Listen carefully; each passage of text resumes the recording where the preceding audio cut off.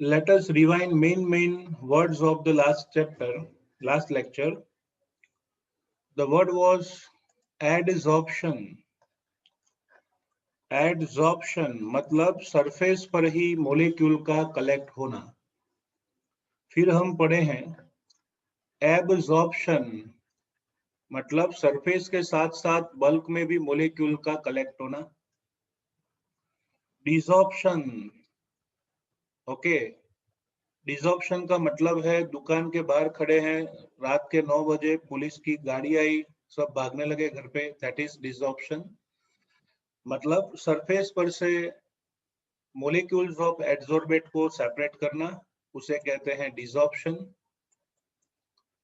और एडसॉर्प्शन और एब्जॉर्प्शन दोनों साथ में हो तो उसे कहते थे सॉर्प्शन। ओके, इतना आप लास्ट लेक्चर में ऑलरेडी पढ़ चुके हो। Okay, now we are going to start our next topic, and our next topic is, question is, explain mechanism of adsorption. Adsorption उसका मैकेनिज्म क्या है? ओके, तो बच्चों एडसॉर्प्शन उसका मैकेनिज्म अगर हम समझना चाहें तो रेसिडुअल फोर्स वाला कंसेप्ट हमें समझना होगा। तो मेन फैक्टर या फिर first factor, okay, of mechanism is residual force, जिसके बारे में हम लास्ट लेक्चर में पढ़ चुके हैं। तो first factor for the mechanism of adsorption is residual force.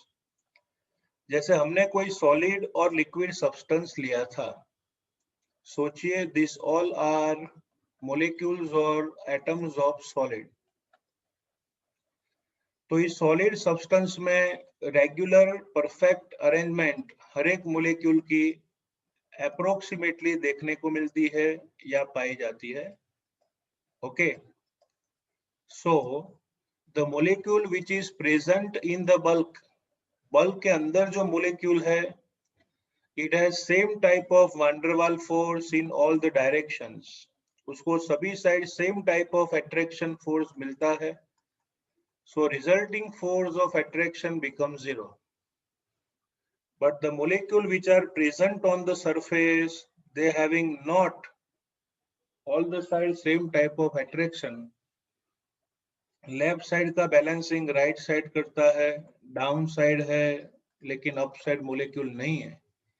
So for a surface molecule total force is not zero. तो इसी वजह से मोलिक्यूल्स तनाव में होते हैं और रिजल्टिंग फोर्स डाउन साइड लगता है। सो जो फोर्स बैलेंस नहीं है उस फोर्स को कहा जाता है रेसिडुअल फोर्स। ओके, उसे क्या कहेंगे? Residual force.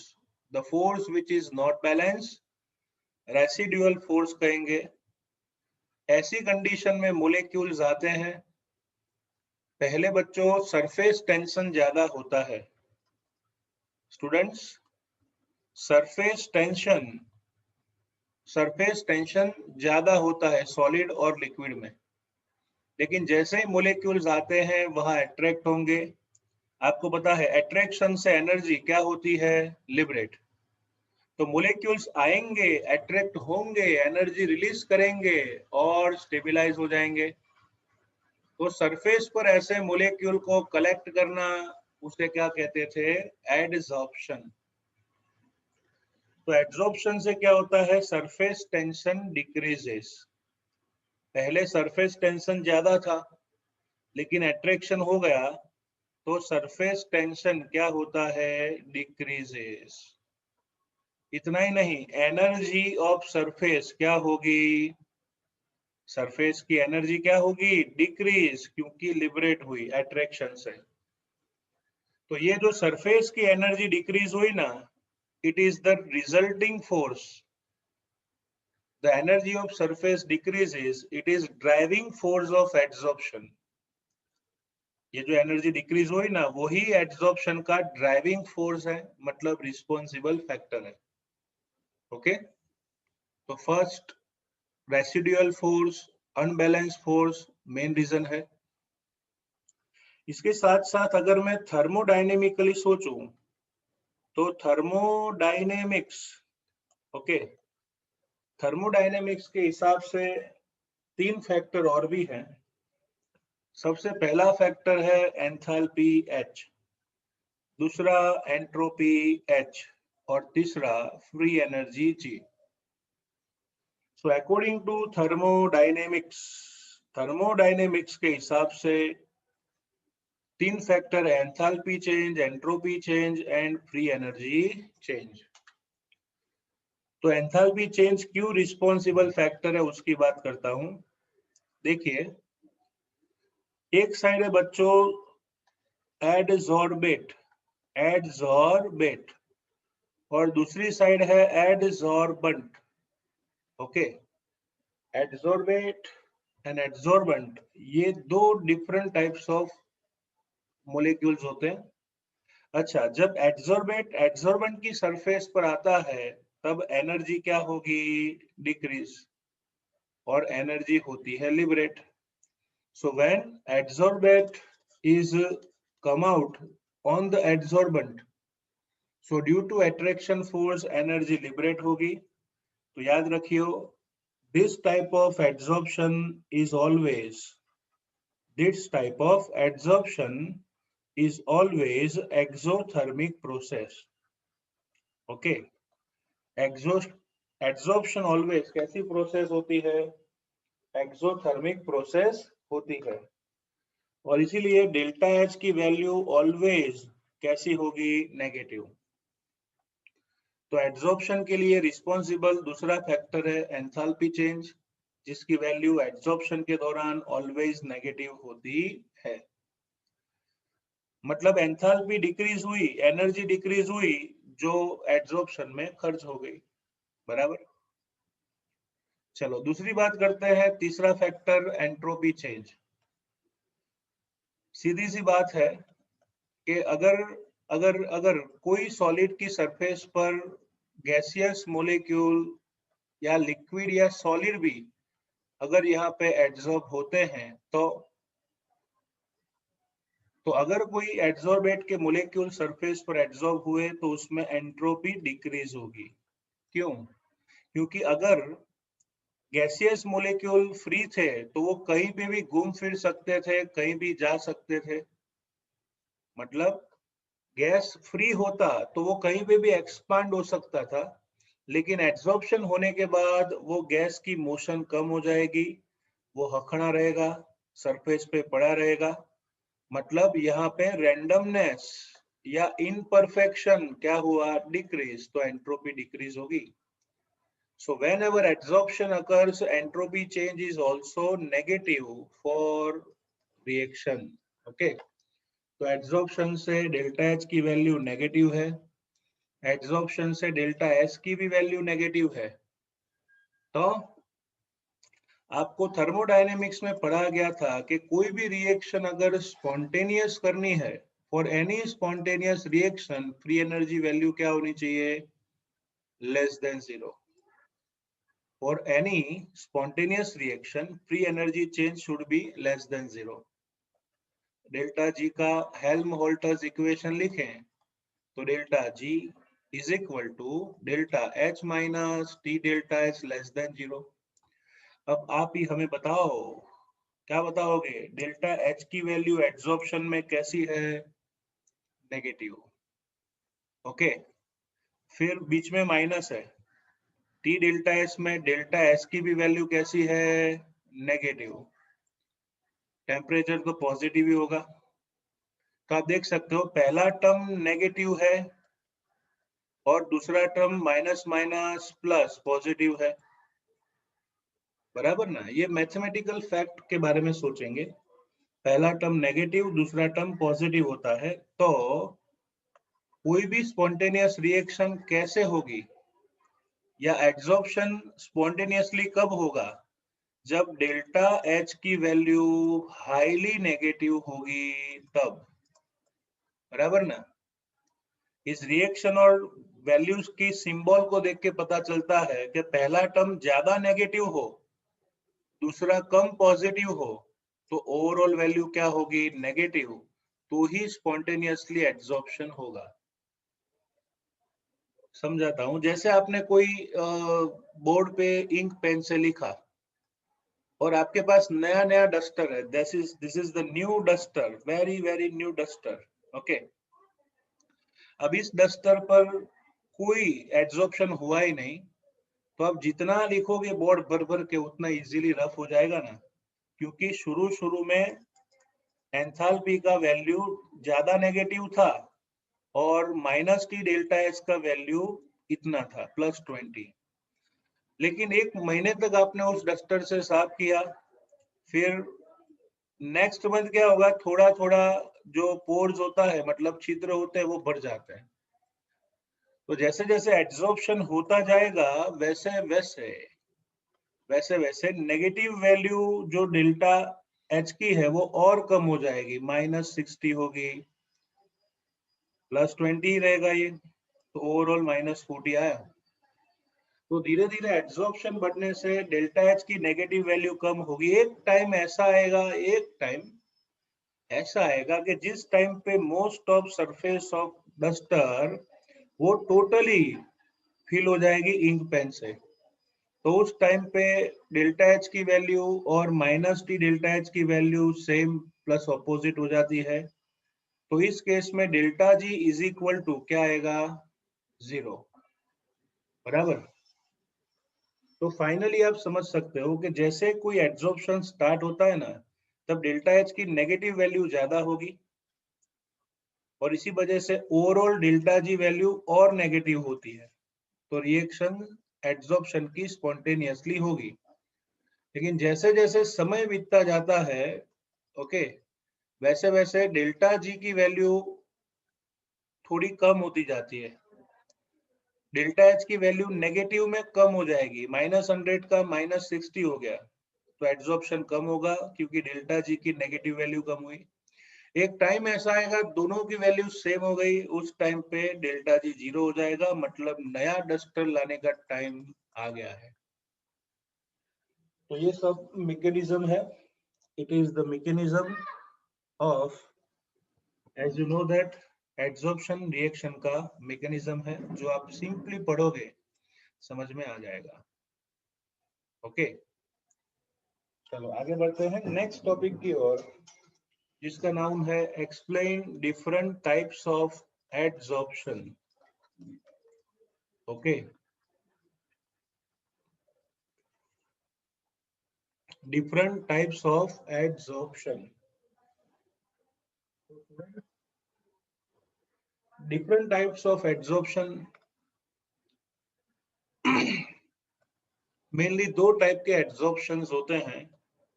First is physisorption, okay, and second is chemisorption. दो टाइप के adsorption होते हैं, physisorption and second is chemisorption. Physisorption, उसका सिंपल मीनिंग ये है कि when adsorbate and adsorbent, when adsorbate and adsorbent are come near to each other by weak van der Waals force, जब adsorption वान डर Waal force के हिसाब से होता है तो उसे फिजिसॉर्प्शन कहते हैं। क्या कहते हैं, फिजिसॉर्प्शन। लेकिन एड्सॉर्बेट और एड्सॉर्बेंट, उन दोनों के बीच में केमिकल बॉन्ड बन के ही अगर एड्सॉर्प्शन होता है तो उसे केमिसॉर्प्शन कहा जाएगा, ओके। तो हम लिख सकते हैं, if accumulation of the gas on the surface of solid is done on account of weak van der Waals force, so it is known as physical adsorption या फिर फिजिसॉर्प्शन। when the accumulation of gaseous molecule on the surface of solid only by weak van der Waals force, तो उसे कहेंगे physical adsorption. Clear? When the molecules or atoms are held in solid substance by strong, held substance by strong chemical bond, तो उसे कहेंगे chemisorption. Okay, तो दो type के adsorption होते हैं, फिजिसॉर्प्शन, केमिसॉर्प्शन. केमिकल बॉन्ड्स बच्चों दो टाइप के होते हैं, पहला है कोवेलेंट बॉन्ड और दूसरा है, इन दोनों टाइप के बॉन्ड हो तो ही केमिकल एड्सॉर्प्शन कहा जाता है. ओके, तो ये बात हुई फिजिसॉर्प्शन एंड केमिसॉर्प्शन की. अब बात करते हैं एग्जांपल. तो फिजिसॉर्प्शन उसका एग्जांपल है कि अगर कोई भी एनिमल चारकोल की सरफेस पर डाई नाइट्रोजन, डाई ऑक्सीजन ऐसे गैस का होना, उसे फिजिसॉर्प्शन कहा जाता है. बराबर.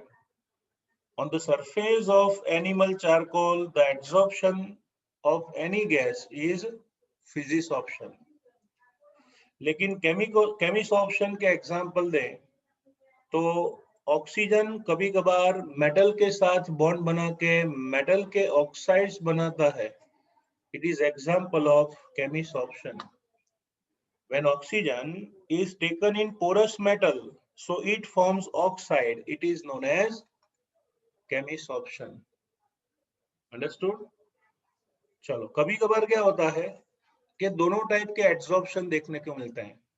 जैसे मैं यहाँ पे लिख रहा हूं, अगर हमने पड़ी पत्नी मतलब पैलेडियम, प्लेटिनम और निकल मेटल ली. बराबर. चलो, मैंने यहाँ पे लिया है निकल मेटल. अब इस निकल मेटल के पोर्स में मैं हाइड्रोजन गैस को एब्जॉर्ब करूं तो लोअर टेम्परेचर पे हाइड्रोजन गैस निकल के पोर्स में एवं ही बैठ जाएगा, बिना केमिकल बॉन्ड. तो उसे कहेंगे फिजिसॉर्प्शन. So at lower temperature hydrogen gas is adsorbed in the pores of nickel, it is फिजिसॉर्प्शन. Clear? But at higher temperature, अगर आप टेम्परेचर बढ़ाओगे तो भाई निकल जो है वो हाइड्रोजन के साथ रिएक्शन करके निकल का हाइड्राइड बना देता है. It is example of chemisorption. Okay, तो लोअर टेम्परेचर पे absorption of gas on metal is physisorption, but at higher temperature molecules of hydrogen react with nickel and forms chemisorption. ठीक है ना? तो ये दोनों की डेफिनेशंस है, आप लिख सकते हो. वैन डर वाल्स फोर्स हुआ तो फिजिसॉर्प्शन, और केमिकल बॉन्ड बन रहा है तो उसे कहेंगे केमिसॉर्प्शन. ठीक है ना? चलो, now let us see some important characteristic of chemisorption and फिजिसॉर्प्शन. okay, characteristic of फिजिसॉर्प्शन and chemisorption. तो इन दोनों के कैरेक्टरिस्टिक में क्या डिफरेंस है उसकी हम बात करेंगे. सबसे पहले फिजिसॉर्प्शन की बात करते हैं. उसका पहला पॉइंट है नॉन स्पेसिफिसिटी, मतलब lack of specificity. Okay,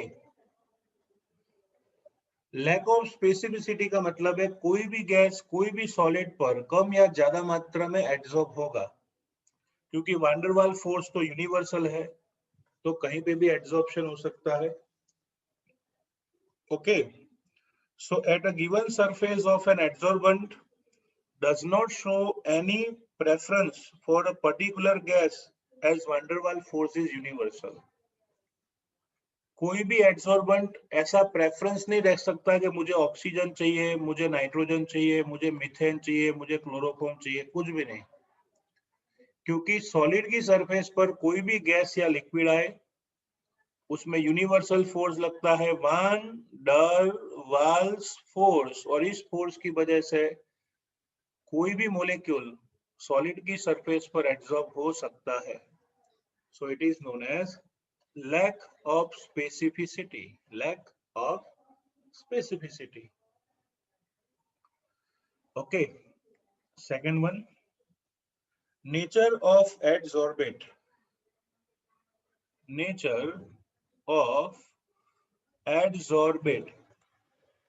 nature of adsorbate का मतलब क्या है? मैं एक एग्जांपल सिंपली देता हूं।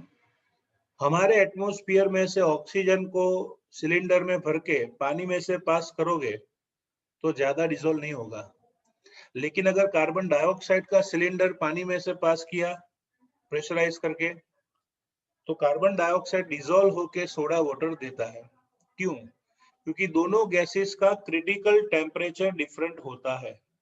दोनों गैसेस का क्रिटिकल टेम्परेचर डिफरेंट है।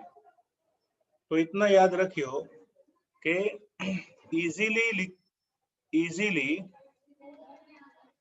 easily liquefiable gases are adsorbed in more proportion. जो गैसेस का लिक्विफेक्शन इजीली हो जाए वो ज्यादा मात्रा में एब्जॉर्ब होते हैं। जिनके क्रिटिकल टेम्परेचर हायर हो, they are easily adsorbed on the surface of the solid adsorbent. तो सॉलिड की सरफेस पर जिनके क्रिटिकल टेम्परेचर ज्यादा है उन गैसेस का ज्यादा एब्जॉर्प्शन होता है। क्यों? क्योंकि क्रिटिकल टेम्परेचर पर वान डर वाल्स फोर्स का टेंडेंसी हायर होता है, हायर टेंडेंसी ऑफ वान डर वाल फोर्स। बराबर। एग्जाम्पल लूं तो बच्चों, अगर सल्फर डाइऑक्साइड गैस जिसका क्रिटिकल टेम्परेचर है जनरली 630 केल्विन टेम्परेचर, उसकी कंपैरिजन करूंगा मीथेन गैस जिसका क्रिटिकल टेम्परेचर है 190 केल्विन, कंपेयर करूं हाइड्रोजन गैस इसका क्रिटिकल टेम्परेचर है 33 केल्विन। ओके, तो अगर मैं 1 ग्राम ऑफ चारकोल लूं और तीनों गैसेस का एक्सपेरिमेंट करूं, सो हाईएस्ट सॉल्युबिलिटी या एड्सॉर्प्शन होगा सल्फर डाइऑक्साइड का, फिर मीथेन का, और सबसे कम हाइड्रोजन गैस का होता है जो सिर्फ 4.5 ml जितना ही हाइड्रोजन एड्सॉर्ब होगा। So critical temperature is higher, adsorption of the gas on the solid is also higher. तो नेचर ऑफ द एड्सॉर्बेट उसमें याद रखना है, it is directly related to critical temperature. Okay, चलो आगे बढ़ते हैं। थर्ड क्वेश्चन, मतलब कैरेक्टरिस्टिक नंबर 3, इसको कहते हैं reversible nature.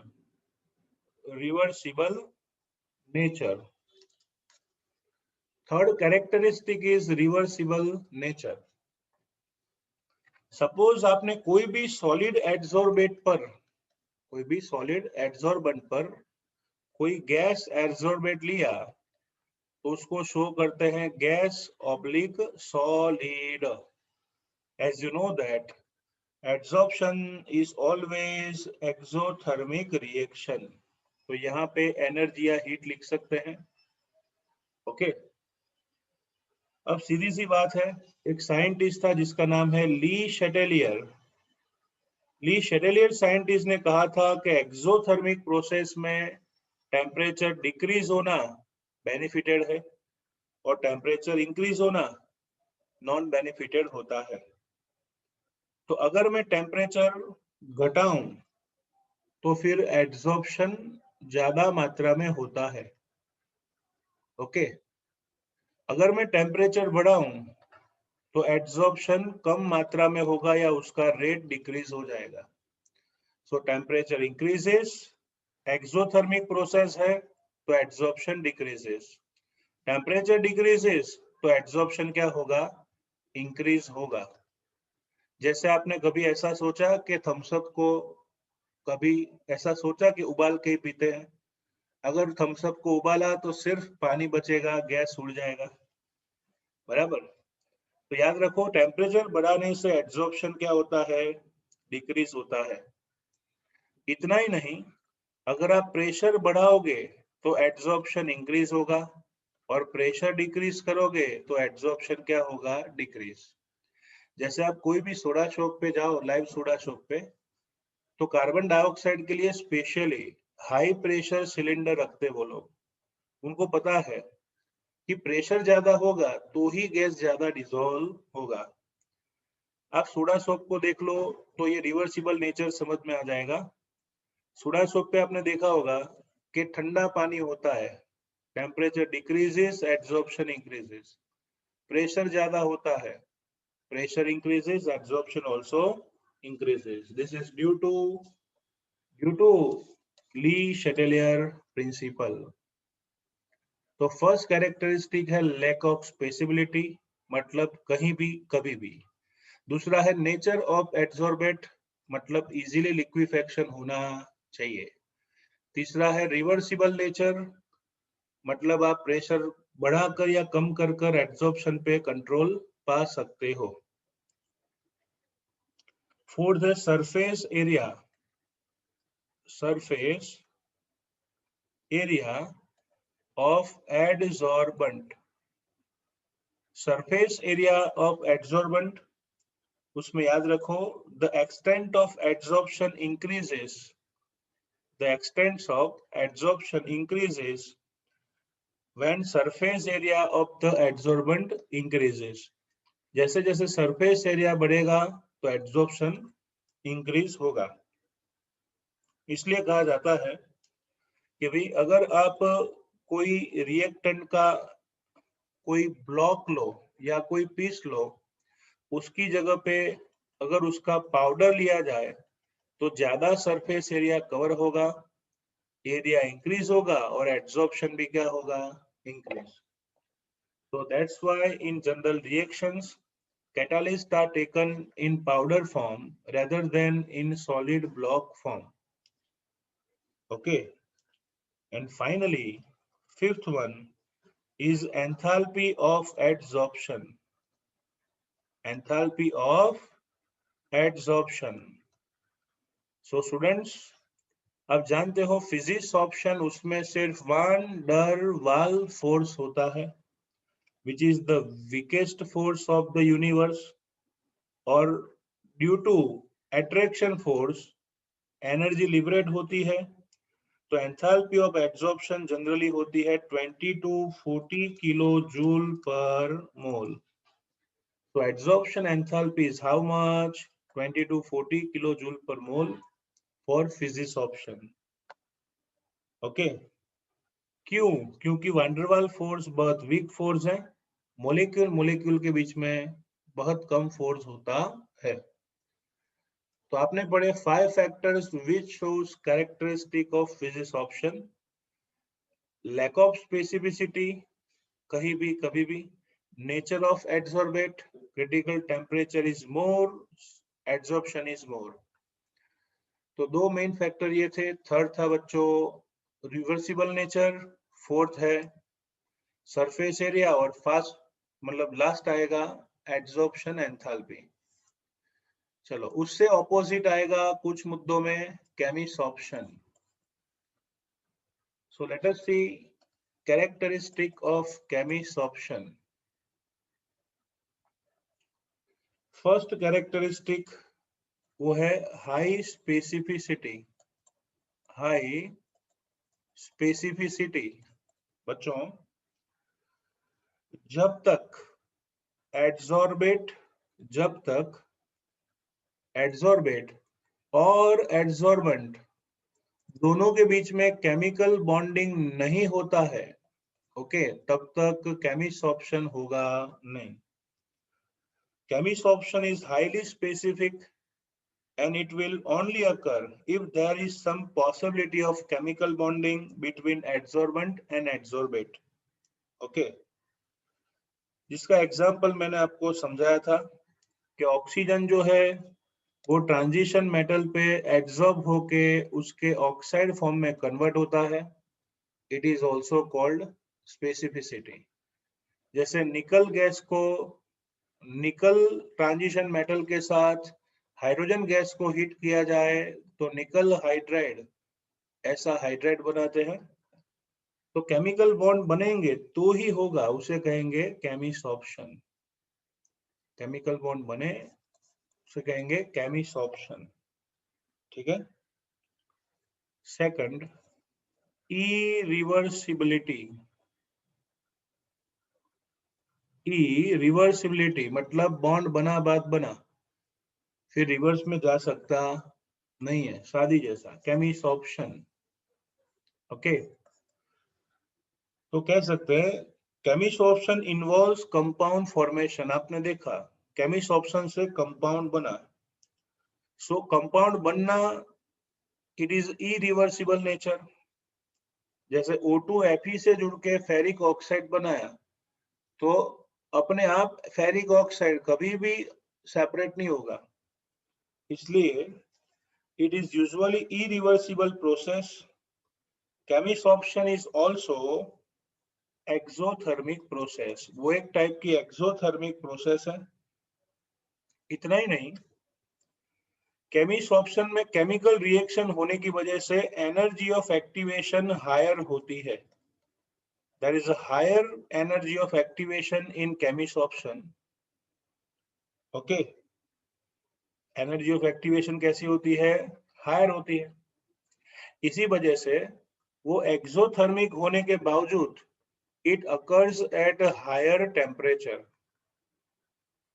It occurs at higher temperature. क्योंकि एनर्जी ऑफ एक्टिवेशन तक पहुंचने के लिए रिएक्टेंट के पास एनर्जी तो चाहिए ना, इसलिए this is occurring at high temperature. Okay, clear. इतना ही नहीं, अगर हायर प्रेशर लें तो भी वो फेवरेबल होता है केमिसॉर्प्शन के लिए. तो केमिसॉर्प्शन उसके लिए फेवरेबल है higher temperature and higher pressure. Clear. Point number 3, third point है surface area of adsorbent. Surface area of adsorbent. तो उसमें सेम लिखना है सामने की तरह ही कि भी surface area increases, adsorption also increases because more pores can be obtained on the surface. And last में fourth one, enthalpy of adsorption. So adsorption की enthalpy, केमिसॉर्प्शन में केमिकल बॉन्ड बनता है and that's why adsorption enthalpy is higher, like 80 to 240 kilojoule per mole. Okay. क्यों? क्योंकि chemical bond formation है. तो ये है basic characteristic of chemisorption and physisorption. Okay, तो इतना अच्छा समझने के बाद आपको टेक्स्ट बुक में देखोगे तो पता चलेगा, हमें एक छोटा सा क्वेश्चन दिया है कि distinguish between chemisorption and physisorption. Okay, दोनों के बीच में डिस्टिंग्विश करना है, डिफरेंस लिखना है. Chemisorption and physisorption. तो मैं यहाँ पे कुछ ऐसा कर रहा हूँ. Okay, here this is physisorption and chemisorption. Concept अगर आपको पता है तो आप इजीली सबके बारे में सोच सकते हो. ओके, चलो फिजिसॉर्प्शन, केमिसॉर्प्शन. पॉइंट नंबर 1 आपको पता है, एडसॉर्प्शन फिजिसॉर्प्शन कौन से फोर्स की वजह से होता है? वन डर वाल फोर्स। अगर दोनों के बीच में, दोनों माने एड्सॉर्बेट एंड एड्सॉर्बेंट, दोनों के बीच में वांडरवाल फोर्स है तो उसे कहते हैं फिजिक्स ऑप्शन। और यहाँ पे दोनों के बीच में केमिकल बॉन्ड बनेगा तो ही केमिस ऑप्शन देखने को मिलता है। Okay, physics option, van der Waal force, Cummins option, chemical bond.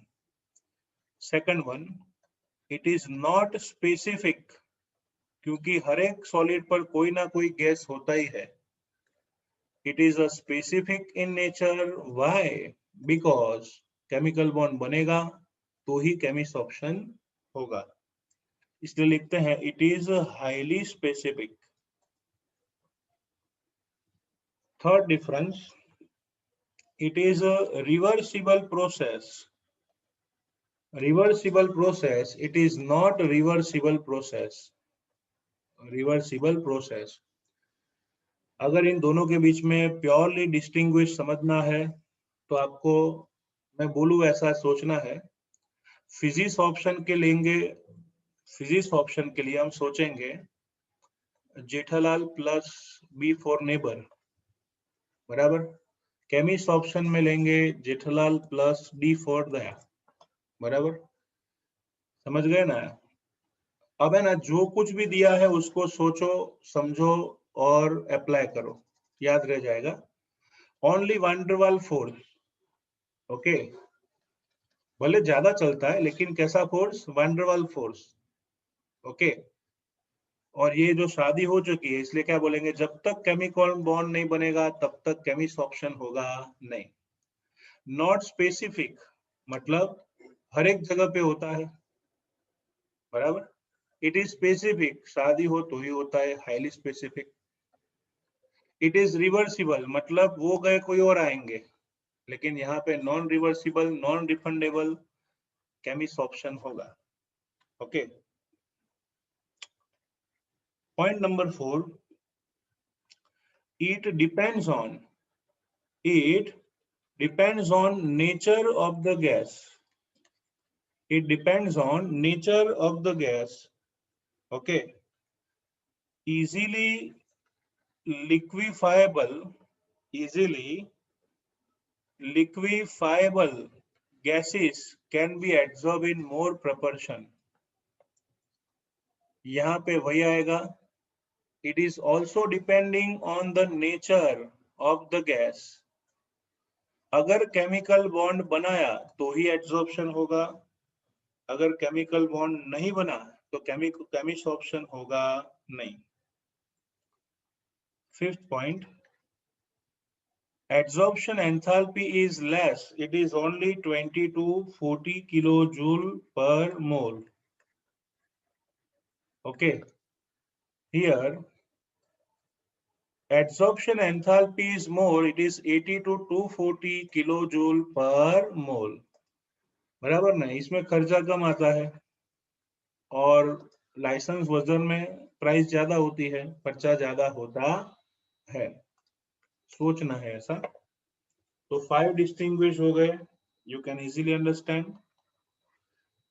Lower temperature हो तो ज्यादा फेवरेबल है और एड्सॉर्प्शन इंक्रीजेस, इसमें एनर्जी ऑफ एक्टिवेशन बहुत ज्यादा होती है इसलिए हाई टेम्परेचर पर एड्सॉर्प्शन इंक्रीज होता है, okay. Lower temperature is favourable for adsorption, it decreases with increasing temperature, temperature बढ़ाओगे एड्सॉर्प्शन कम होगा।